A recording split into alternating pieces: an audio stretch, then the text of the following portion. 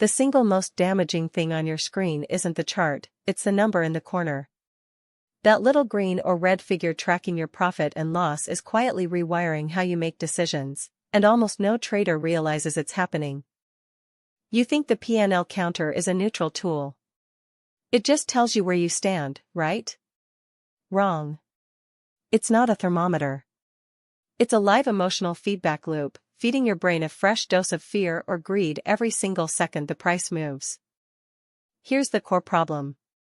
The moment you open a position, that number stops being information and starts becoming a mood. And you don't trade the market anymore. You trade the number.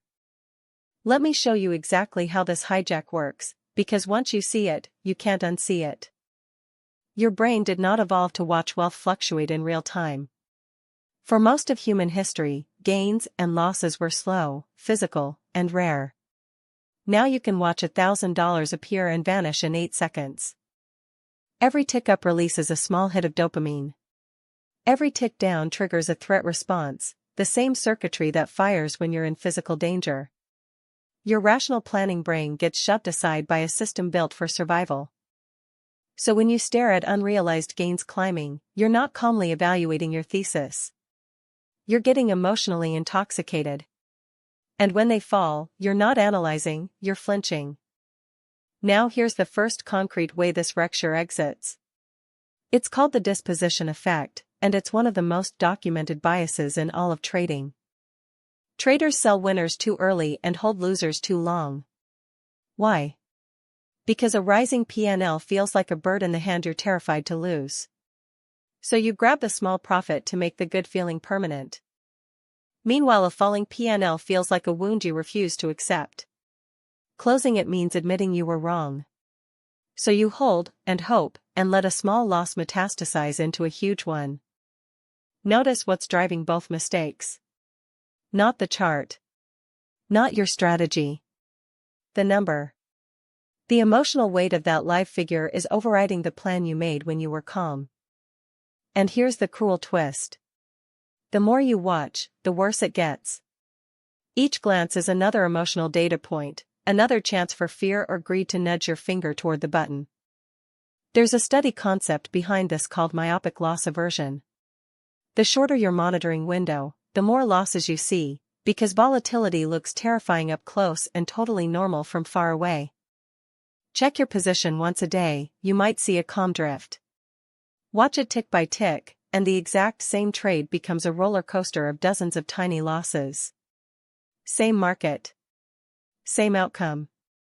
Wildly different emotional experience. That's the hidden cost of monitoring. You're not gathering more information. You're manufacturing more anxiety, and paying for it with worse decisions. Let me give you a mental picture. Imagine two traders in the identical trade. One has the P&L pinned to the corner, glowing, updating every second. The other closed the tab and set an alert at their planned exit. The first trader panics out at the first pullback because red is unbearable. The second trader never even sees the pullback, and their plan plays out exactly as designed. Same setup. One gets shaken out. One gets paid. The difference wasn't skill. It wasn't analysis. It was exposure to a number. Here's something even sneakier. The P&L counter distorts your sense of risk in dollars instead of process. You start thinking, I'm up 400, I can't give that back, as if the market owes you that number. But the market doesn't know your entry price. It doesn't care what your unrealized gain is. That number is real to you and completely invisible to everyone else trading. You're reacting to a private illusion.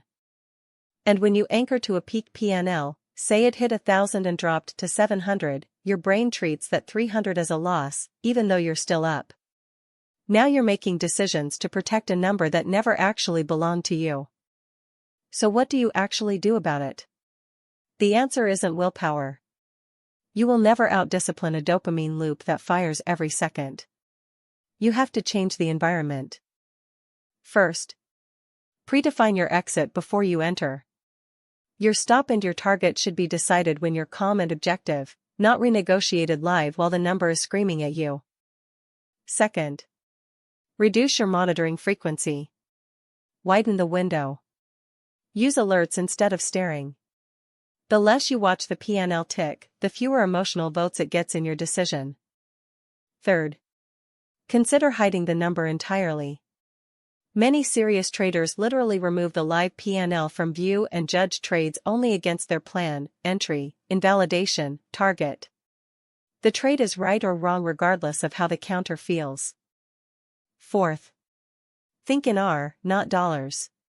Measure risk in units. 1 R is what you're willing to lose.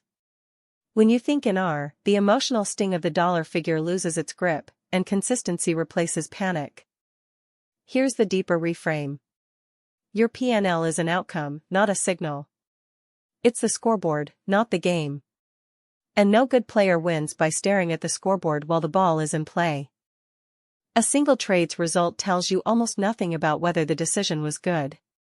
You can lose on a perfect trade and win on a reckless one. Judging yourself tick by tick trains you to chase feelings instead of process. So the next time you catch yourself glued to that number, ask one question. Am I reading the market right now, or am I just watching my own emotions blink back at me? Because the traders who last aren't the ones who feel every tick. They're the ones who built a process so clear they don't need to. The number in the corner has power only because you keep looking at it.